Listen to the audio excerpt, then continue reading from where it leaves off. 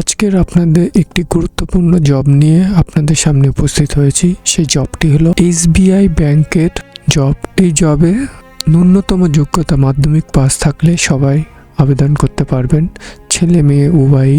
এই জবে বেতন কাঠামো অনেকটাই বেশি এবং এই জবটি আপনি আপনার সময় মতন করতে পারবেন।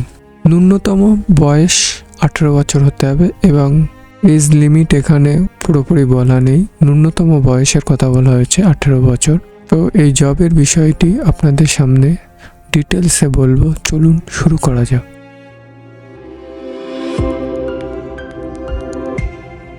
Hello friends, moon online helping YouTube চ্যানেলের পক্ষ থেকে আপনাদেরকে স্বাগত জানাই। আজকের একটি গুরুত্বপূর্ণ জব নিয়ে আপনাদের সামনে উপস্থাপন করব। সেই জবটি হলো এসবিআই ব্যাংকের জব এবং এই জবে ন্যূনতম বয়স 18 বছর হলেই আপনি আবেদন করতে পারবেন। এই জবে ছেলে মেয়ে উভয়ই আবেদন করতে পারেন।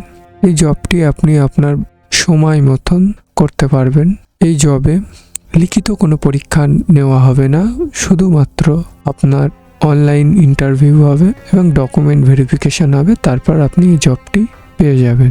এই জবের ন্যূনতম যোগ্যতা মাধ্যমিক পাস হতে হবে এবং তার বেশি যোগ্যতা থাকলেও হবে, তাহলে কোনো সমস্যাই নাই। ন্যূনতম আপনার যোগ্যতা লাগবে মাধ্যমিক পাস। তো জব ডিটেলসটি আপনাদের সামনে উপস্থাপন করব। আপনাকে অ্যাডভাইজার পদে নিয়োগ করা হবে। এই জবে আপনি আনলিমিটেড আর্নিং করতে পারবেন। নো ইনভেস্টমেন্ট ক্যাপিটাল রিকোয়ারমেন্ট, অর্থাৎ কোনো ইনভেস্ট করতে হবে না। এই কাজে আপনি নিজেই বস, অর্থাৎ আপনি আপনার ফ্লেক্সিবল টাইমে ওয়ার্ক করতে পারবেন এবং এখানে আপনার অন্য কাউকেও a chance to make a real difference by helping people achieve their financial goal, অর্থাৎ মানুষকে হেল্প করতে পারবেন, অন্য মানুষকে হেল্প করতে পারবেন তাদের অ্যাচিভমেন্ট গোল করার জন্য। Who can apply? K apply করতে পারবে? Applicant can be businessman, distributor of financial product, house wife, etc. অর্থাৎ এখানে আপনি যদি বিজনেসম্যান হন তাও অ্যাপ্লাই করতে পারেন, কোনো ডিস্ট্রিবিউটার কিংবা ফাইন্যান্সিয়াল প্রোডাক্টের সেল করছেন সেই ব্যক্তিও অ্যাপ্লাই করতে পারবে। কেউ যদি হাউস ওয়াইফ হয় সেও অ্যাপ্লাই করতে পারে, কেউ যদি ফ্রেশার হয় সেও অ্যাপ্লাই করতে পারবে, কেউ যদি অন্য জবের সঙ্গে যুক্ত থাকে সেও অ্যাপ্লাই করতে পারবে। এখানে জবের ন্যূনতম বয়স 18 বছর হতেই হবে অ্যাপ্লিকেন্টের। He or she should have pass 10 standard or equipment examination for recognization board of institute, অর্থাৎ কোনো স্বীকৃতি বোর্ড থেকে আপনার মাধ্যমিক পাস যোগ্যতা থাকতেই হবে ন্যূনতম, তাহলে আপনি এই জবে আবেদন করতে পারবেন। এই জবে ছেলে মেয়ে উভয়ই আবেদন করতে পারে। এই জবে আপনি অনেক বিগ অ্যামাউন্টের স্যালারি পাবেন। এই এসবিআই এর এই অ্যাডভাইজার পদের জবটিতে আপনি আপনার এলাকার এসবিআই ব্যাংকে জবটি পেতে পারেন, আপনার ডিস্ট্রিক্টের মধ্যে কাছাকাছি ব্রাঞ্চে।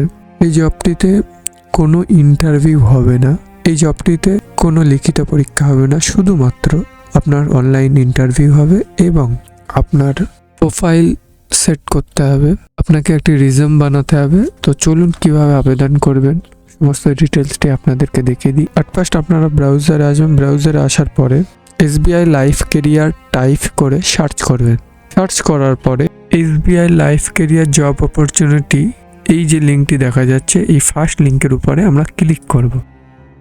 ক্লিক করার পরে এখানে একটি অপশান আসছে এমপ্লয় এবং অ্যাডভাইজার। তো আমরা এই অ্যাডভাইজার অপশানের যে প্রসিড অপশানটি আছে এর উপরে ক্লিক করব। ক্লিক করার পরে নিচে আসার পরে এখানে এই ফর্মটি ফিল আপ করতে হবে।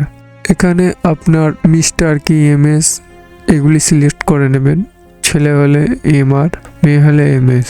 এখানে আপনার ফুল নেমটি দেবেন, দেওয়ার পরে আপনার ইমেল আইডি দেবেন, দেওয়ার পরে আপনার পিনকোড দেবেন, তারপরে এখানে আপনার অ্যাড্রেস দেবেন। অ্যাড্রেস দেওয়ার পরে তারপর অফিস ফোন নাম্বার, আপনি যদি কোথাও কোনো জায়গায় জব করেন সেখানকার যদি অফিস ফোন নাম্বার থাকে তাহলে দেবেন, আর যদি আপনি কোনো জব না করেন ফ্রেশার হন তাহলে এখানে দেওয়ার দরকার নেই।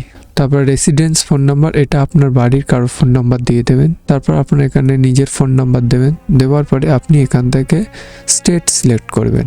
স্টেট সিলেক্ট করার পরে এখান থেকে আপনার সিটি চয়েস করতে হবে। সিটি চয়েস করে নেওয়ার পরে আপনার এখানে যে ক্যাপচার কোডটি দেখা যাচ্ছে যে 3+4, এটা যোগ আসবে, কখনো কারণ মাইনাস আসবে, তো এইটা হিসাব করে আপনি বসিয়ে দেবেন। দেওয়ার পরে যে সাবমিট অপশানটি আছে এই সাবমিট অপশানের উপরে ক্লিক করতে হবে। সাবমিট অপশানের উপর ক্লিক করার পরে তারপরে আপনারা দেখতে পারবেন যে এবং আপনাকে বলেছি যে একটি রিজিউম তৈরি করতে হবে, অর্থাৎ বায়োডাটা। সেই বায়োডাটাটি আপনারা ভালোভাবে তৈরি করবেন। তৈরি করার পরে এখানে যে সাবমিট অপশানে ক্লিক করবেন, তারপরে ওই যে রিজিউম সেটা আপলোড করার জায়গা থাকবে, সেখানে আপনারা সাবমিট করে দেবেন।